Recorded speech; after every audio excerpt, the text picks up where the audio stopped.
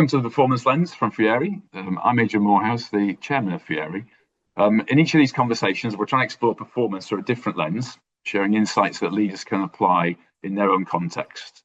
Today, I'm really proud and privileged to be joined by Tom Dean. Tom is an Olympic swimming gold medalist from Paris, the Tokyo Olympics first in 2020-21. Got two gold medals in the 200 freestyle and the 4x200 freestyle. I got a gold medal, repeated the 4x200 freestyle really again in Paris 4 years later. So somebody who's sustained performance. And we know each other because we're both in the Maidenhead area and we have a small business together. And we're going to explore really the links between sport and business. Why wouldn't we? But we both have that heritage and background.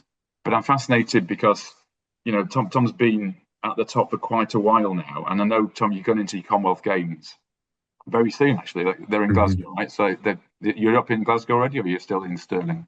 Still in Stirling, but leaving for the holding camp this afternoon, right after this, actually. Oh, fantastic. So it's your second Commonwealth Games, but you're heading for your third Olympics in Los Angeles. Just talk to me a bit about, let's go high. What about performance? What does performance mean for you? Is it just about the medals? And what does that, if I asked you about what does performance mean to you, what would you say?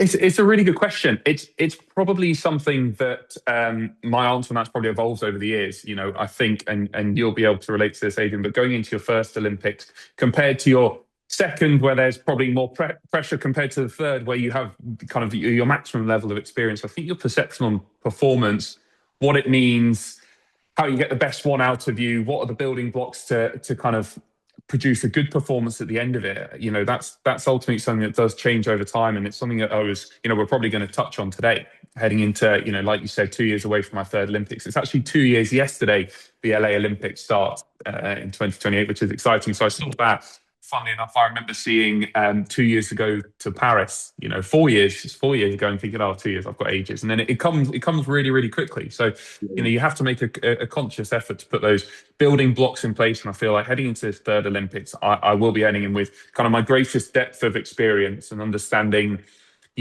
what it's going to feel like to have the pressure on my shoulders, ultimately where that pressure comes from, kind of the internal pressures compared to the external ones. I think heading into my first Olympic Games, I had no international results behind me, really. We'd been hit by a year of COVID. It was shifted back to 2021, like you said. So I had no expectations, really. I was on a really great kind of lead up. I essentially had this perfect, preserved, preparation because I was top 3 in the world in my event, but no previous results to add the pressure almost, So I was going in completely naively, essentially. And the Olympics was just this incredible experience where it's like, you got no expectations, go out and get what you think you can. And that allowed me to perform and get these 2 gold medals and get the best possible result. Whereas heading into Paris, I was going in with the expectations of being defending Olympic champion, on the 200 meters, going in and trying to defend an event that has never been defended before in the history of the sport. Phelps couldn't defend the 2 free. Sun Yang, Thorpe, these guys couldn't defend the 200 freestyle. And the weight of pressure going in was absolutely immense, and I know we're gonna touch on that. But I think ultimately performance, and we do get told this within British swimming and within Team GB, it is about the medals. Ultimately, that is what it boils down to. And similarly, and what was quite interesting, and I kind of made this connection a couple of days after we had our big meeting for our business last week, is how you said that actually whatever happens, it always gets pumped down the numbers. The numbers don't lie. The medals don't lie. In a sport like swimming, the time on the board doesn't lie. So you have this incredible build-up and loads of different things that we're going to get into. But performance does come down to the medals at the end of the day. And that's one of the interesting similarities that I picked up on. Yeah, so the output, so performance expectation is an output. So you've got, you want to, if you're top 3 in the world, you want to get a medal. You think you should get a medal. So the numbers are telling you something and the performance is the output. But over the years, I've been fascinated by the inputs that people make because, you all swim a lot faster than I did, right? This generation, I'm old, and I'm at the old days. The times have moved on, so the output, the performance, just gets better and better and better. And so the inputs have changed because obviously it's part-time my time I commentate on swimming as well. But so I'm noticing that you guys are doing very different inputs, and I think that there must be a lot more that you're thinking about when you think about performance. Like, what do I need to tackle, get better at, get advice on to make sure that becomes a better output? And so I'm just curious about that, how that's evolved for you over time. just how you focus on different inputs and the making the connection to the thing that is exciting, the thing that is measured. Yeah, I think there's a few things there, and you've touched on a couple of them. I've been at senior international level for 8 years now, since 2018. And even in that time span, I've seen the sport change and the inputs change, whereby, and this will be across elite sport around the world in every elite sport, but we're getting to a point, and I think levels of data understanding are allowing us to do this, whereby no stone is left unturned. Absolutely nothing slips through the net. Nothing's left to guesswork. And that's probably why times in swimming and athletics and other sports and performance have moved on in the last couple of decades, because we're getting to a point where nothing is left to guesswork, be it sleep, nutrition, recovery, physiology.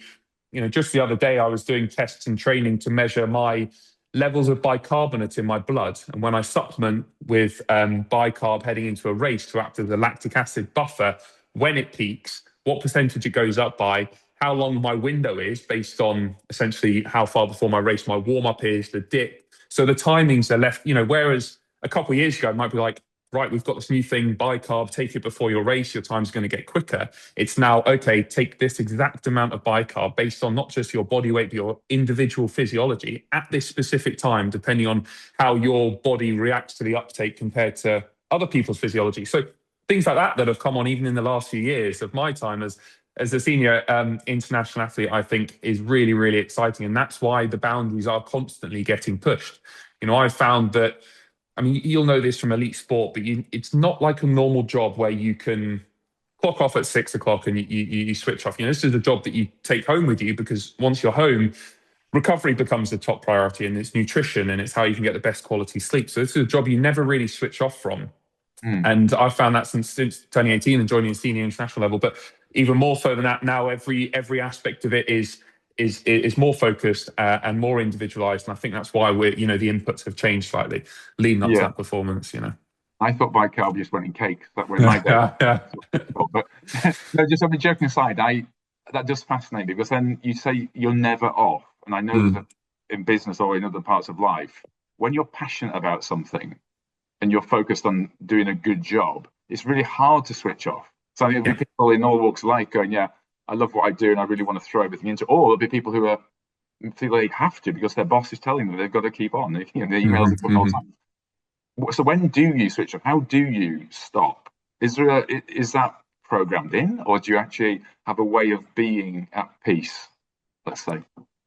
I think it's changed over my Olympic cycle. So I finished Tokyo and I was 21 after my first Olympics. So I'd won these 2 gold medals, chuffed, top of the world. I thought, how do I top this? And how do you top winning an individual Olympic gold medal? You've reached the pinnacle of your sport. It's kind of like, well, where do I go from here? But I was really conscious that actually there were a lot of things I hadn't done. I'd never been to a Commonwealth Games. I'd never been to a World Champs and won a medal. There were a lot of things that I still wanted to tick off. And I was at an age there where I could just go straight back in and I could keep my foot to the floor, essentially. So I was 21. I had a short break, right back in training for my Commonwealth Games year, my World Champs year. So it was go, go, go, go, very much so in the lead up to that. And I maintained that high level of kind of pedal to the metal for the 4 years between Tokyo and Paris. And it was incredible, but it took a massive, massive toll on me, to the point where I had to take a long break after it and swing the pendulum very much the other way. And I think I'm now at a point of understanding, and my coach and the change of program I've had has really helped me understand actually when to push and when to basically pick your battles slightly. Because I'm 26 years old now, which is young in the grand scheme of people's working life, but is on the older side of the sport I'm doing. I went and raced in Geneva a couple of weeks ago. I went up for my race and I checked the start sheet beforehand. It has everyone's year of birth. And I used to be the only 2000. I'm now racing against guys born in 2010, 2009, 2010, which is like, so I'm slightly on the older side of the sport. And I think when you get to that point, you have to know when to push. You have to know when to actually say, your coach, he's really good at this. My new coach, Ben, is saying, actually, take this Saturday morning off, go and spend time with your family, go and see your partner, have that chance to switch off, because you know that when you are going to get to it, you're able to switch on, you're able to tap into this kind of higher level of performance. But that's not to say that when I was 21, 22, the right thing to do was absolutely put my foot to the floor. It's almost like you've had to learn how to put those times in, which is fascinating for me, because you've got somebody who's really passionate about what they're doing, really wants to succeed the output, so therefore just does the input all the time. Yeah. That moves me on to, you've talked about Sterling now, you staying the longevity to go three Olympic cycles, and Mm-hmm. a change in your setup. Do you think that's sort of refreshing something? As what does that do for you? I mean, there's technical things it will do for you. There's emotional things. Tell me a bit about how do you approach going for a third Olympics? Because that is, everyone's interested in sustaining performance. How do you sustain performance like that? Mm-hmm. It's a good question, and just quickly on your previous point about going and keeping a foot to the floor at the start, bringing it back to business. It's like a startup, isn't it? Where it is go, go, go, and you're in the early stage of your business's career or your sporting career. And it is like, right, we have the energy and the drive to really go for it. But that's not to say that 5-10 years down the line, once it's kind of reached a level of maturity, you're actually able to pick your battles, you're more established and you kind of know. So there's a couple of similarities there. I think the main thing that I've really picked up on, and it's through my own learnings, but it's actually through watching athletes that I really look up to who have sustained this incredible level of performance for a long time. It's two things. It's constantly finding ways to innovate and constantly iterating on your training and on your performance. And I see it with guys in swimming, I see it with the top guys in other sports as well, but kind of an incessant drive to improve on what they're doing and sit down at the start of each season and go, right, I won 3 medals at the Olympics. How are we going to get better this year? Actually, where can I squeeze a bit more out? Where can I really go through with a fine-tooth comb? And that's a challenging thing to do when you've maybe won an Olympic gold medal, because you say, well, okay, so I'm the best swimmer in the world. I've ticked this box at reaching the pinnacle. And it's tough to sit down with your coach and say, how do I get better? So that's the first thing. I think the other thing that you touched on was that refreshing change of environment, change of team, a new kind of philosophy of training, which is what I'm experiencing up here in Stirling, which probably lends itself more to longevity as I'm kind of progressing through my career. That's something I've really found has helped a lot. But regardless of that, something that does continue through my training, and it's something that I learned through 10 years under my coach Paul at Maidenhead, between the age of 8 and 18, and it served me well in the last 8 years being a senior athlete, is the ability to do the mundane with real intent and drive and focus. Because a lot of what we do and at high performance is very mundane. I had a 4K session this morning and it was like, get your head down and just stare at a black line for an hour, basically. But it's like, okay, I can just switch off, or I can really do this with intent and focus and make sure that every stroke is catching how I want it to, and every turn or every kind of boring drill or thing in the gym that I've got to do. And that's what I've spotted from the guys I really, really look up to, is just an unwavering level of intent towards what they're doing. It doesn't mean they're going max all the time like I was when I was 21. It means they're picking their battles, but in between those real high outputs, they're doing it with real focus.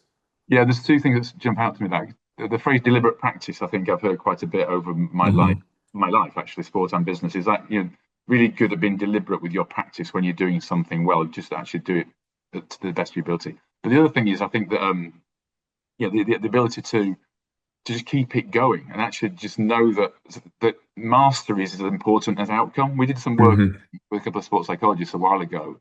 They were looking at high performers and things that motivated the highest performers. We're sure winning was one of the things, but mastery was another. So actually being able to master the sort of component parts. And you're talking then, you just reminded me that I love being in a race, but I actually really like mastering some of these things. Yeah. Think about that. Yeah, I think you're absolutely spot on. And I heard one of my colleagues, Duncan, he always says, and I've heard him talk about it a few times actually, and it sounds really obvious, but making your weaknesses one of your strengths, and I think sometimes people get in a rut where they're like, for example, swimming, I'm a terrible kicker. I'm just not good at kicking, which is part of what we do. Actually, no, I'm going to become a master. I'm going to become an expert in kicking. I'm going to make that a real intent, and I'm going to have that as a focus. And if you can kind of go into that and break things down into bite-sized chunks and basically, become an expert in a specific part of what you're doing, then it's a super important part of that constant drive for excellence. And that's the sort of self-talk, isn't it? That sort of self-limiting talk that I think over the years one learns. That idea that I'm not very good at this. Yeah. I'm the worst at this. Yeah, there might be some days that suggest that, but actually that self-talk in itself is limiting because it doesn't open you up to what might be possible. And I think that's an interesting place to be. It is, and but for me, it makes up part of a wider philosophy that I've always kind of held. And essentially, it's just the phrase, why not me, basically? Because it's like, I was guilty of this when I was a young swimmer. It's like, I'm terrible at dives. I'm just not good at dives. And I'm going to be one of those guys that's just not very good at dives, at the start of the race. And it's like, actually, there's no physiological, biological reason why I should be any worse at dives than the guys next to me. I just happen to have not picked up as quickly, so it's easy to slip into that rut. But actually, if you have that mantra, why not me, which is something I've always held, see the guys winning medals at the world champs or going on to kind of longevity in their career and still winning at the top level. And actually, I think, why not me? I think it's a really important mantra that I think if more people kind of held onto it would really, really benefit a lot of people. Yeah. Just get over that fear, and somebody's got to do it. Exactly. So just moving to business, the final piece is, I guess, you've started to be an entrepreneur. I mean, we're in a little business together. With I'm the chairman as well. So do you want to talk a bit about that and what you've learned and what are you transferring? Because you're very early in your business career, so you're transferring things over already. What do you think is standing out for you? Yeah, so you're absolutely right. We've got a small business. It's a swimming school business called the Tom Dean Swim School, where we're teaching young people, kids, young adults, the life skill of swimming, and we're growing this business, and we're trying to deliver these extremely high quality lessons. The trickling down with that Olympic pedigree, which is what you and I talk about, and we've got a number of sites around the country. We're trying to grow these sites. We're trying to kind of get our numbers up, and we're trying to be a successful established business. Now, you're absolutely right. This is very early on in my kind of entrepreneurial career, and I absolutely feel like when I started at a national centre, when I started training with the elite guys, that at the moment I'm just trying to be like a sponge, and it's all input. I remember when you and I first started with the three other guys on our team when we started this business. I would sit in meetings and I would just think, God, I've got nothing to contribute here, because these guys are so, well versed in business and what it means to grow a business and entrepreneurialism, that I'm a complete, way out of my depth. And I used to get, almost imposter syndrome, because I'm like, I'm an expert in my field of swimming. I could train with any group in the world and I'd be able to hold my own, any swimmer around the world, because I'm at that level. I'm an expert in that. And it's very exposing to go into a whole new world where you're not an expert and put yourself in those quite tricky, uncomfortable situations. But I was like, okay, actually, I want to be an expert in this. I want to master it, like we were talking about earlier. So I'm going to just constantly it's input, and I'm going to be like a sponge, and I'm going to take everything on board. And I noted down, I filled up a number of these notepads with what we had in our meetings. And I found it absolutely fascinating. I remember I'd leave our meetings with a whole load of ideas and new things that I'd learned, but I'd never experienced anything like it. And when I was reading, a couple of the questions for this, and one of the things was having those comparisons between sport and business, and a number of things that I've learned going on this journey. I think there were a couple that really, really jumped out at me. And I feel like after the 2 years that we've been on this journey together, I'm starting to be able to actually have inputs that I feel add value, and we're able to have, get to a point where I've learned enough and I've taken enough on board that I can, speak to the guys on the team and say, actually, I think we should be doing this, or I think there'd be value in heading down this route. But a couple of things that stood out to me are, the first is actually dealing with a team where I'm not the best at everything, because in swimming, I'm trying to be the best at everything. I want to be the best in the gym, the best at technique, the best, in my world, I want to be the best at everything. But actually, the ability to put your hands up, and it's delegation, isn't it? Put your hands up and say, actually, this person is an expert in marketing or in strategy, or we've got the finance guy, or we've got, and that's not to say that I can't get absolutely up to speed on what the marketing guys are doing, or what the kind of the legal guys are doing, and try and be as educated as I can, which is what I do in all areas of business. I really, really want to, so I can actually have an informed opinion. And we've got this kind of higher direction that we want the business to go in now. If I can be as educated on all these parts as possible, and that's great. But actually, when it comes to doing the work, I'm not the best in the room doing it. So being able to put your hands up and delegate is one thing that I've definitely learned, and not be the best at everything, and being okay with that, which I thought was a bit bizarre and a bit overwhelming at start. So that's something, that I've had to try and learn to do. And that ties into, and you led an incredible session at the start of our work together around around values, actually, and what people resonate, what actually drives people, what makes people want to get out of bed in the morning and go and do this work. And it ties into, something my coach Dave down at Bath is brilliant at doing. And I think this is one thing that makes a great leader, is being able to take people on a journey, and being able to have people, align with your values, see the vision, and really go for it. And I think vision and drive and journey, that's one thing, but that's not what motivates everyone, and that's not necessarily just what works for me. And for me, in my world, it's always been the journey, and the ultimate goal is Olympic medals and Olympic gold medals. And surely everyone around me feels the same way. Well, actually, that's not the case. It's not the case in swimming. It's definitely not the case in business. And a lot of different things drive different people. So values, what people respond to, the ability to feel heard and to grow, and additional responsibilities. I think so. Almost like, I guess, man management. I'm not sure if that's the correct phrase, but just building a team around you and understanding what makes people tick, and then being able to, back to my first point, delegate, but delegate appropriately and in the right way, are all things that I've picked up on. So there are plenty of things, but that's just to name a few. And I like you said at the start, we could just keep talking about it for a long while, but there are a few points that have risen to the surface. That's brilliant, Tom. And yeah, you say it's early in the journey, but that's some of those lessons that you started to learn, and not having to be the best at everything, but letting other people be great at it. I think is critical. And I think, well, look, I mean, we could go on for ages, but we've got to stop. And you're about to go back into the water. The Commonwealth. When's your race? Your race is pretty soon, right? Next Friday. So nine days. I'm racing. So 9 days. You're about to sort of forget the business piece and just get in and beat the best. Absolutely. All those people have supported you, and well, thank you for coming on to this. I really appreciate you joining us on the Performance Lens. I hope you've enjoyed the conversation. Explore more conversations, insights from Fieri. Visit the website or follow us on LinkedIn. And until next time, thanks for listening.